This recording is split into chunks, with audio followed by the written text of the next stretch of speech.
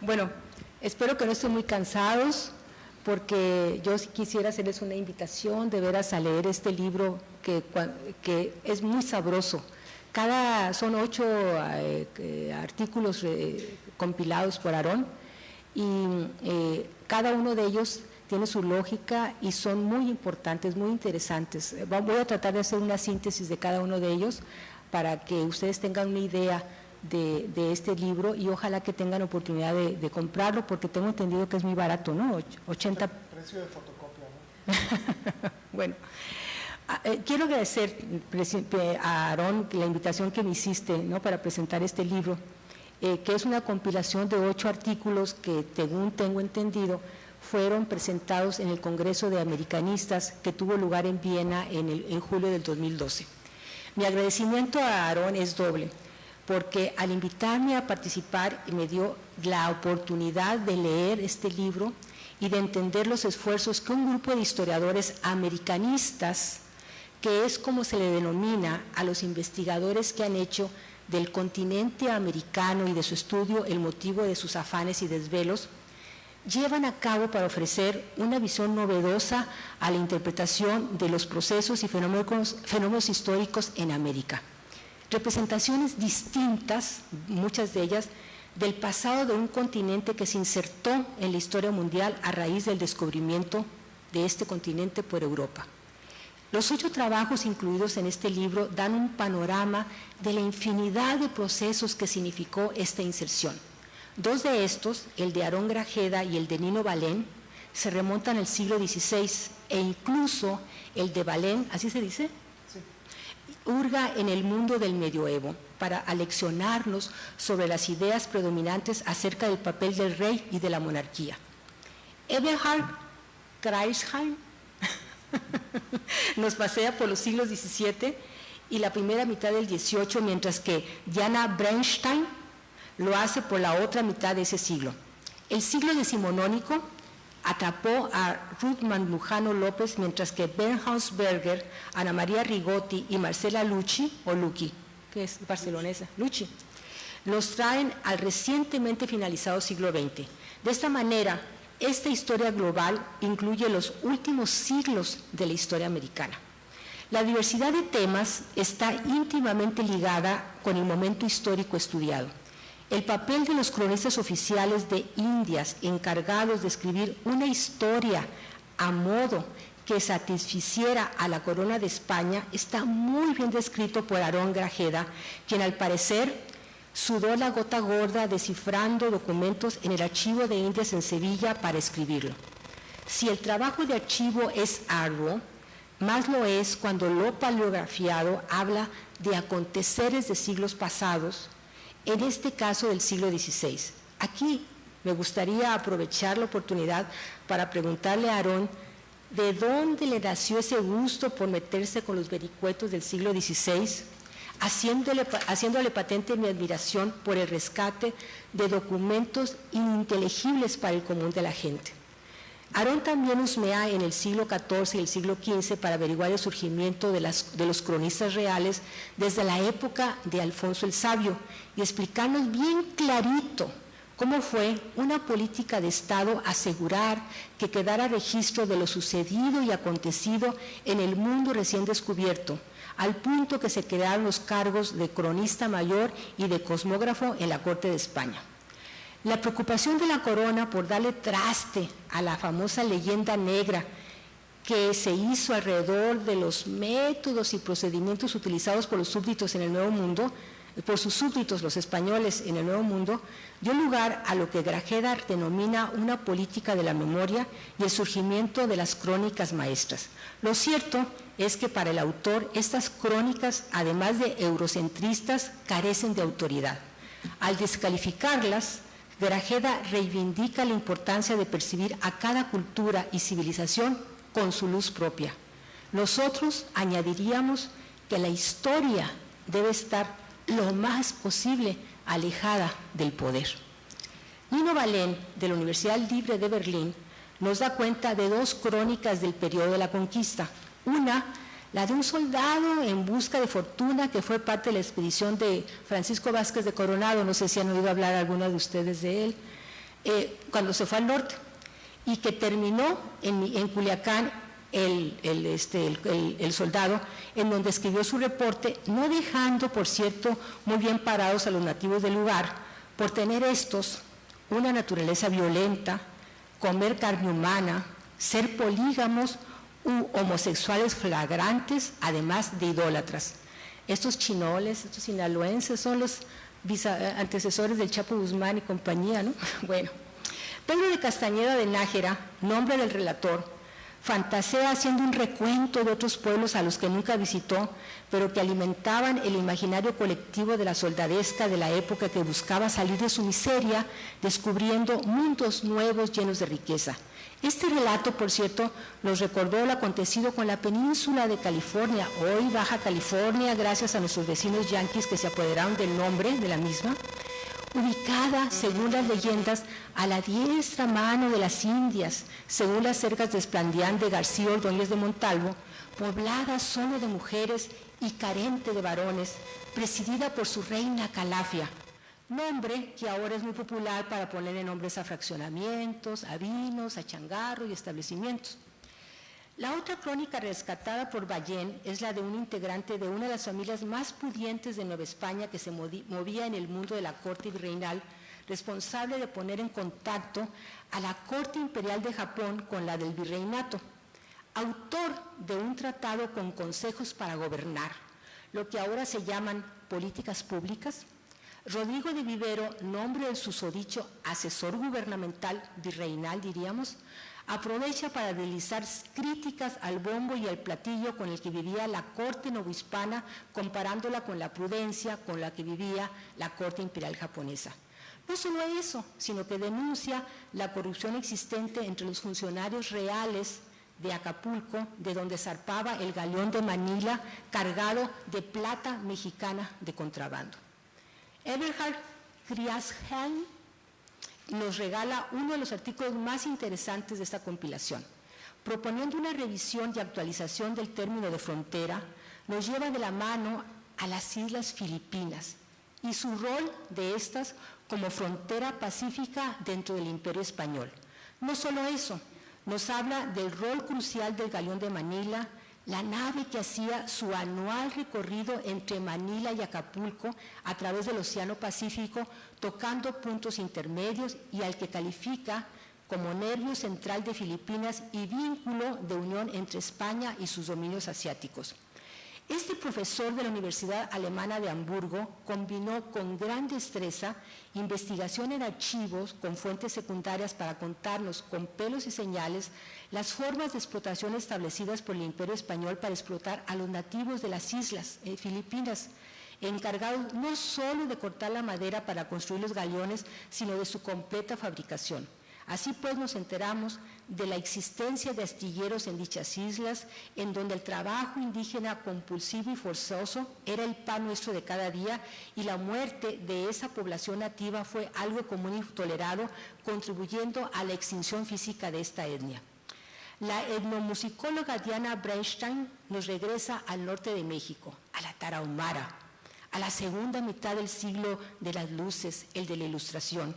Ella nos narra las peripecias y desventuras de un jesuita que anduvo entre 1761 y 1767 viviendo entre los nativos rarámuris, y autor de un diccionario bilingüe alemán tarahumara, escrito por el jesuita en el exilio cuando los integrantes de la Compañía de Jesús fueron expulsados de los reinos de España y Portugal.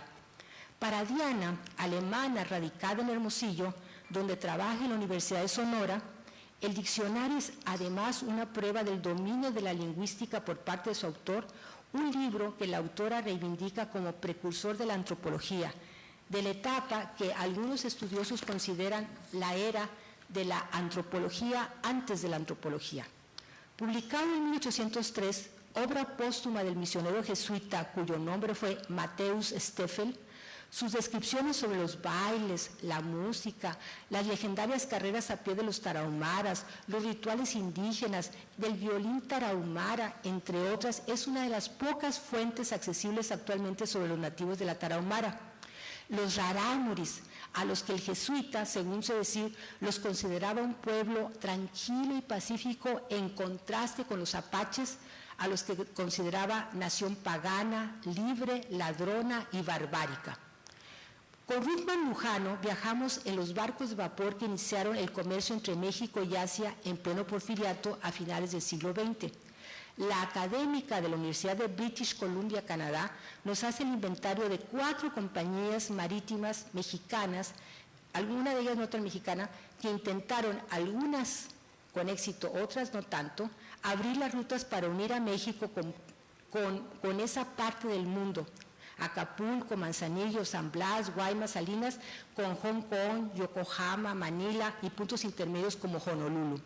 Mandujano registra en 1897 el establecimiento de una colonia japonesa en Escuintla, Chiapas, la primera que patrocinó el gobierno japonés en América Latina, dentro de una estrategia de hacer visible la presencia japonesa en América Latina, nipona en el continente, y nos informa de la gran cantidad de chinos que viajaban en dichos barcos enganchados para trabajar en las obras del ferrocarril o en las haciendas en México.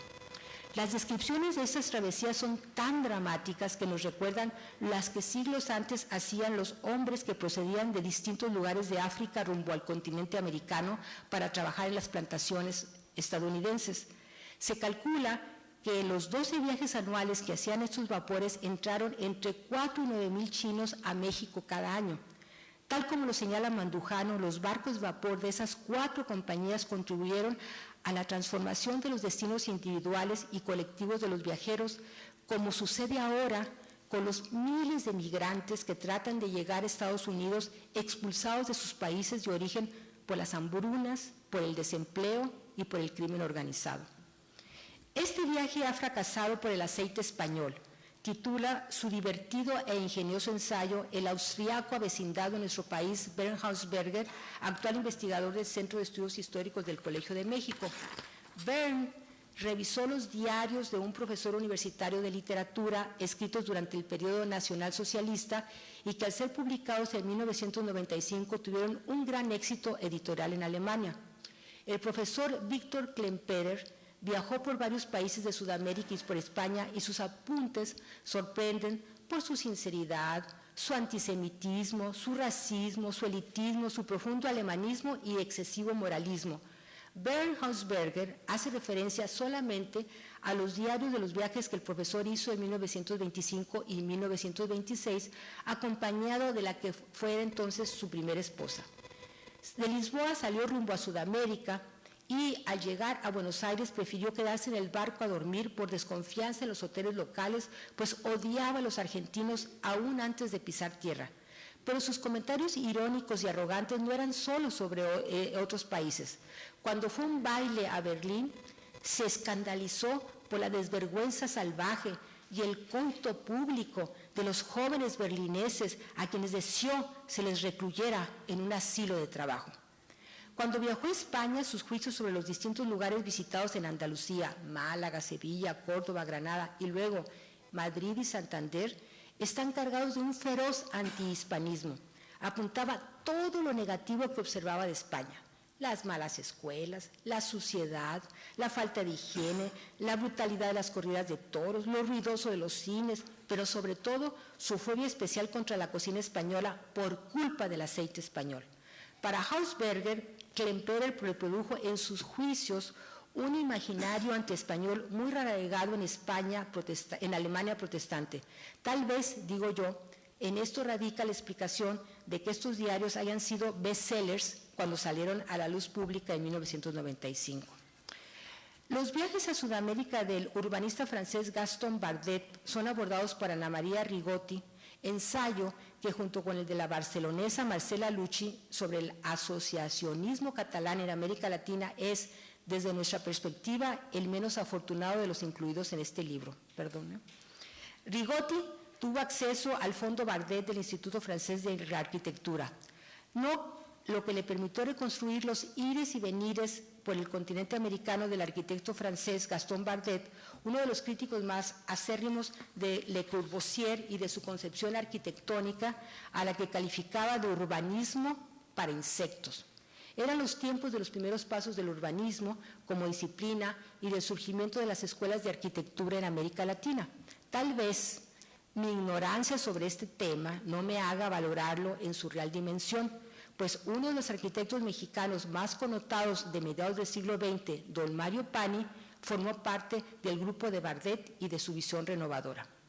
Marcela Lucci nos describe a las diferentes organizaciones que los catalanes de América Latina establecieron en los países latinoamericanos, principalmente en Buenos Aires y en La Habana. Nos explica las diferencias entre centro, casal, comité y entre catalanes de América y catalanes en América. Sospecho que a la autora le ganó su catalinismo al describir en su ensayo y que no logró esa sana distancia requerida en un trabajo de corte académico. Es interesante porque nos describe cómo evolucionó el asociacionismo de ser de beneficencia y socorros mutuos a los de actividad política, haciendo periodizaciones que van desde las postrimerías del siglo XIX hasta mediados del XX, con una breve descripción de la genealogía de las asociaciones catalinistas en América Latina, según lo reconoce la misma autora. Ella le pone así catalinistas. Bueno, sorprende desde mi punto personal la omisión de Marcela Lucci del papel de los catalanes en California, a donde llegaron a finales del siglo XVIII enviados por la corona de España en una estrategia de poblar esa parte del imperio español, pues los rusos e ingleses ya merodeaban la región. Es más, el descubrimiento de la bahía de San Francisco, California, se atribuye a los catalanes. También extraña a uno que la autora no informa sobre el número de catalanes que había en cada uno de los países en donde se formaron asociaciones de distinta índole, o sea, no, como que surgían de la nada y no sabía uno si eran 10 o 20 o más.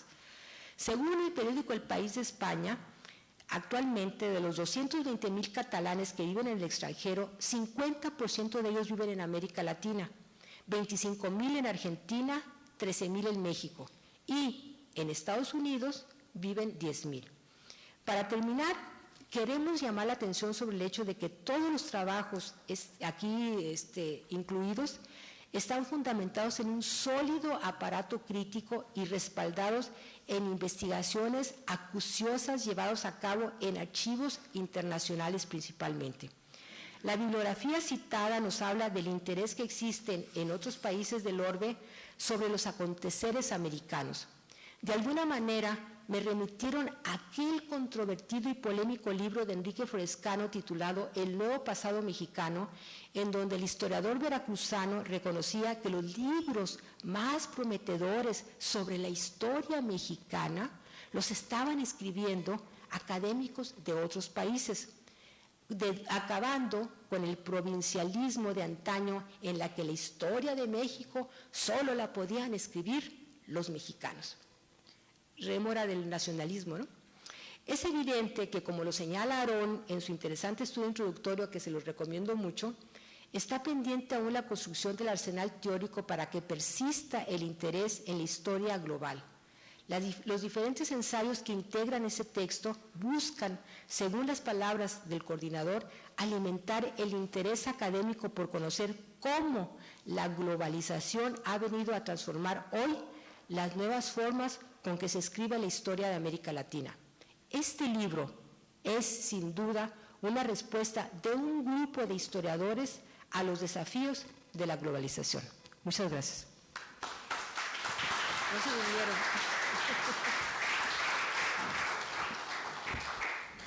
Muchas gracias por sus palabras a la maestra Aide Grijalva. Quiero decir públicamente que no me equivoqué en absoluto, ¿no?, en escoger una lectora crítica que a profundidad ha leído la obra. Le agradezco sinceramente, maestra, que se haya tomado el tiempo en tus múltiples actividades para leer el trabajo y simple y sencillamente ha puesto el dedo sobre los aspectos que en lo general trabajan el libro.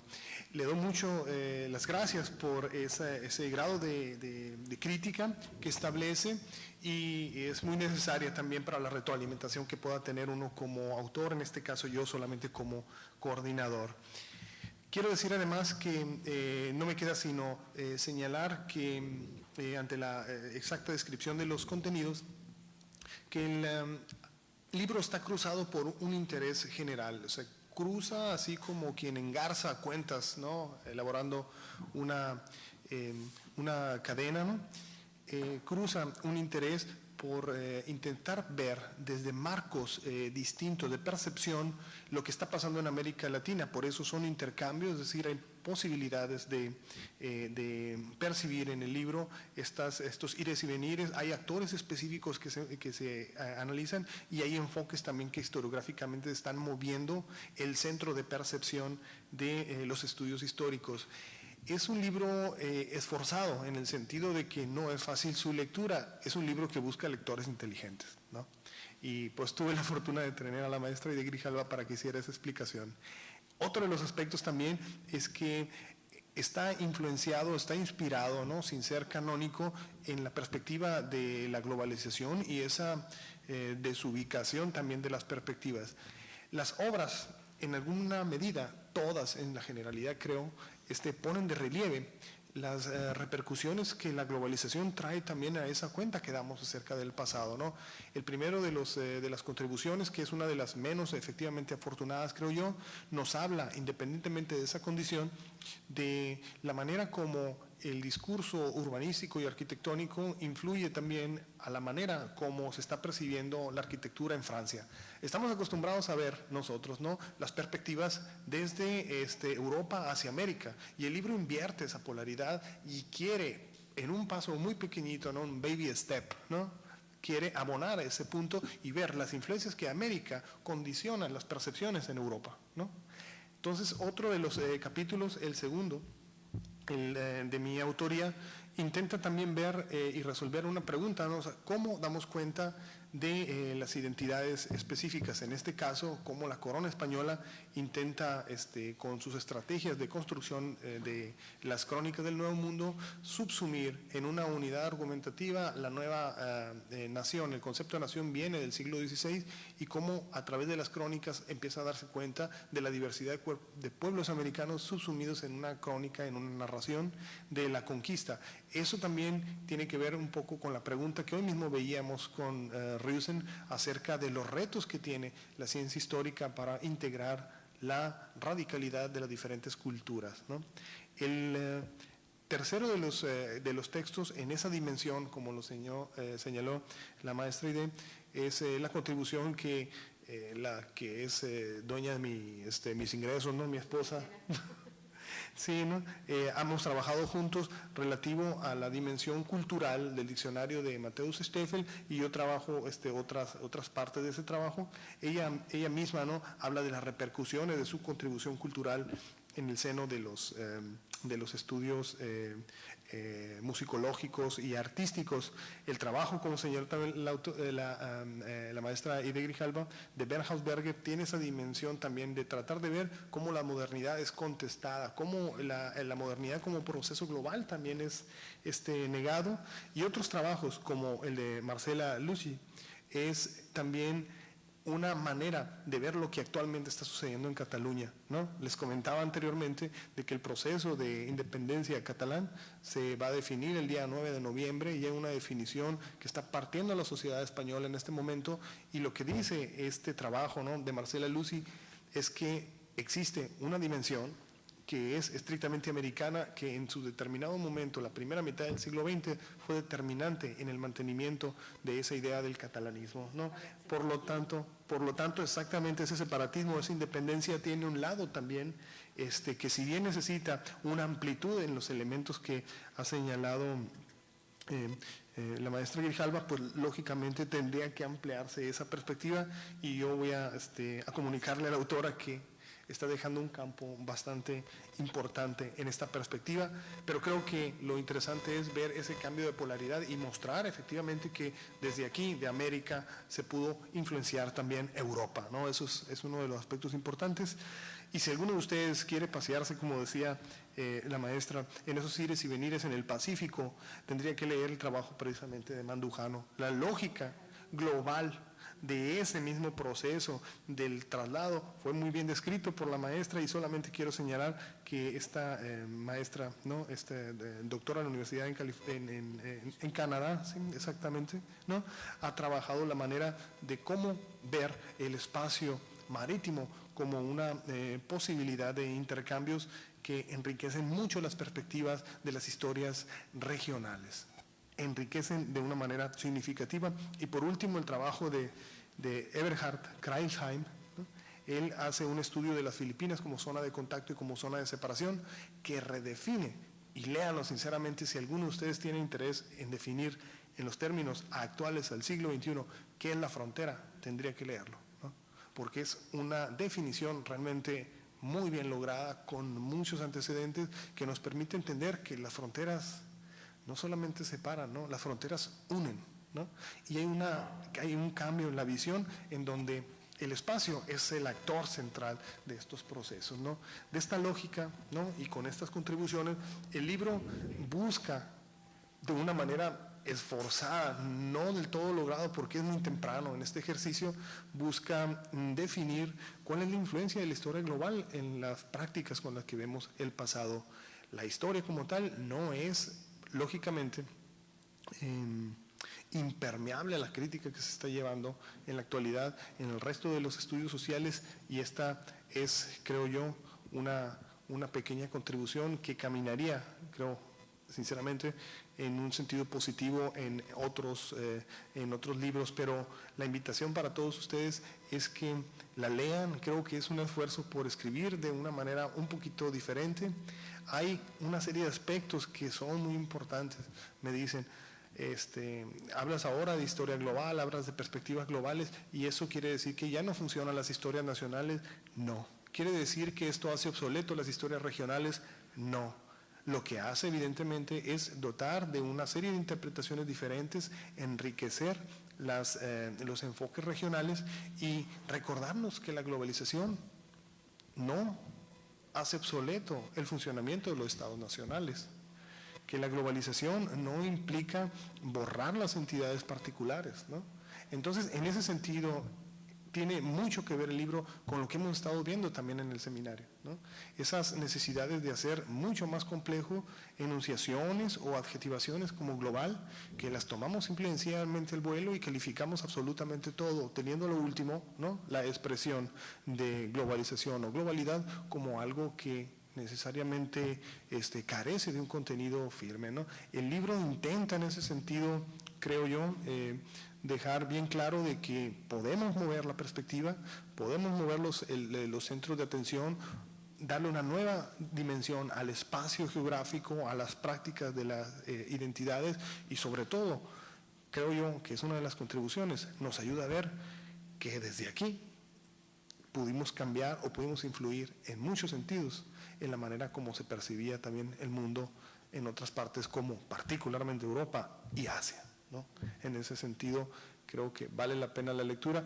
Es un libro que cuesta lo que cuesta sacarle fotocopias, y creo que por lo menos en el nivel conceptual, sobre todo en definiciones prácticas como lo que comenté de frontera, pudiera ser muy, muy atractivo, ¿no? ¿Alguno de ustedes aquí está interesado en el Japón? Aquí hay una descripción bien interesante sobre la colonia Nomoto, ¿no? En Oaxaca, que es muy importante. ¿Alguno de ustedes se puede interesar en intercambio de comunicación? También está aquí. La introducción del trabajo explica bastante bien lo que es la historia y su vinculación con la globalización. Así que 80 pesos no es mucho. Sale más caro no leerlo, ¿no? Con eso quiero darles las gracias, ¿no? Además, como son 8 artículos separados. Ah, de a 10 pesos cada uno. De a 10 pesos cada uno el artículo. Sí, así es. Aparte de ser una unidad temática. Muchas gracias. No sé si tengan alguna pregunta. A ver, acá tenemos... ¿Cuál es su nombre? Daniel.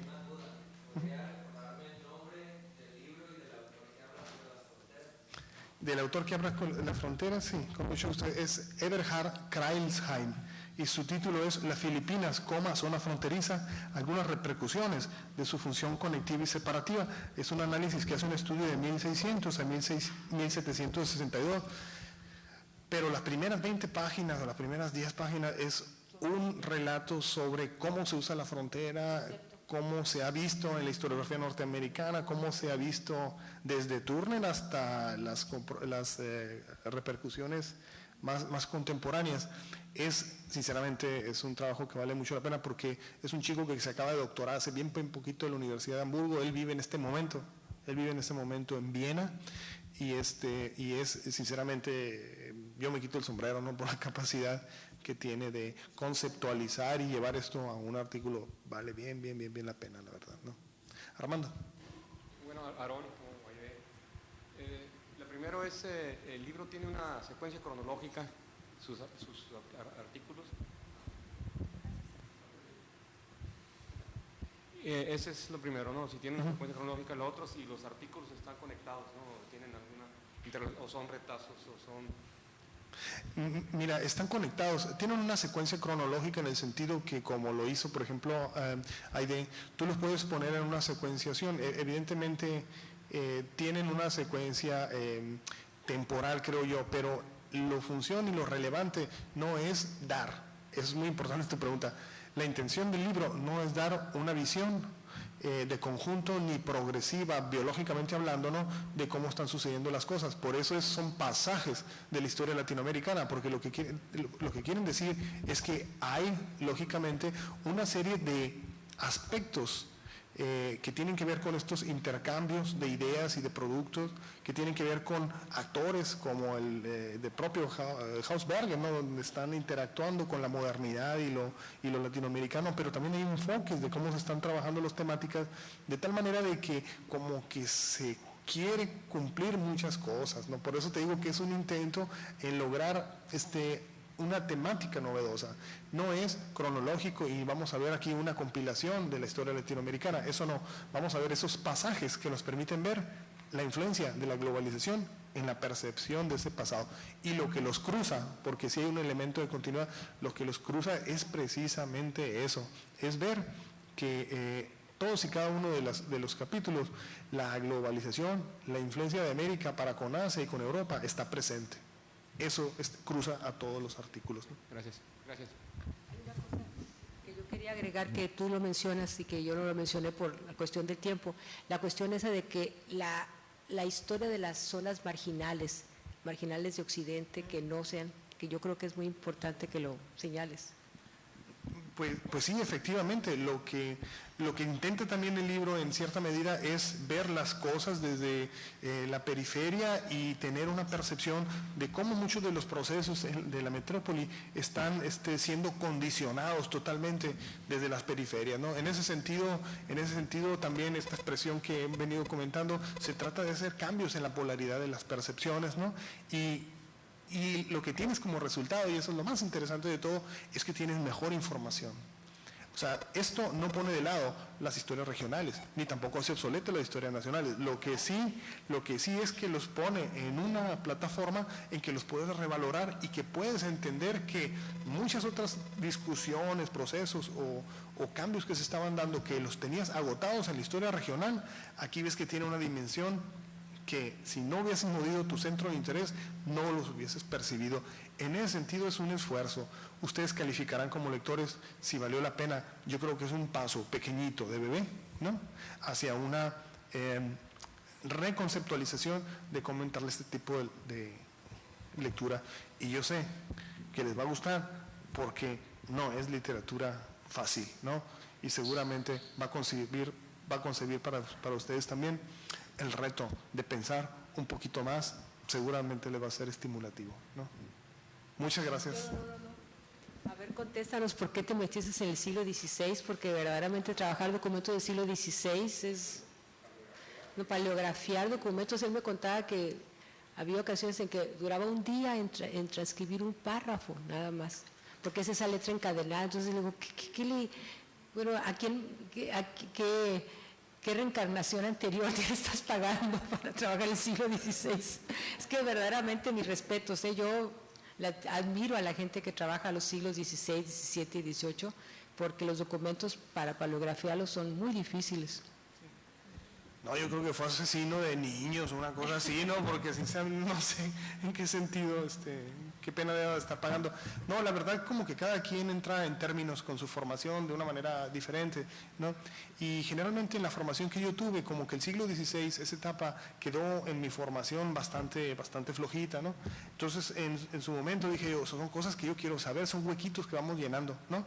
Entonces es exactamente como la pregunta que me hacen a veces muchos chicos, ¿cómo terminaste en los estudios culturales? Pues no es que termine, o sea, cuando ya uno así, ¿no? Cuando uno piensa por qué está aquí, pues es porque ya tengo 2 o 3 obras publicadas, entonces de repente como que lo vertiginoso del contacto y la inquietud que tenemos como investigadores, como gente que tiene preguntas sobre sí mismo, pues nos lleva a ese punto. Efectivamente, la paleografía del 16 no es necesariamente la más fácil de todas, pero insisto, yo creo que padezco de masoquismo, ¿no?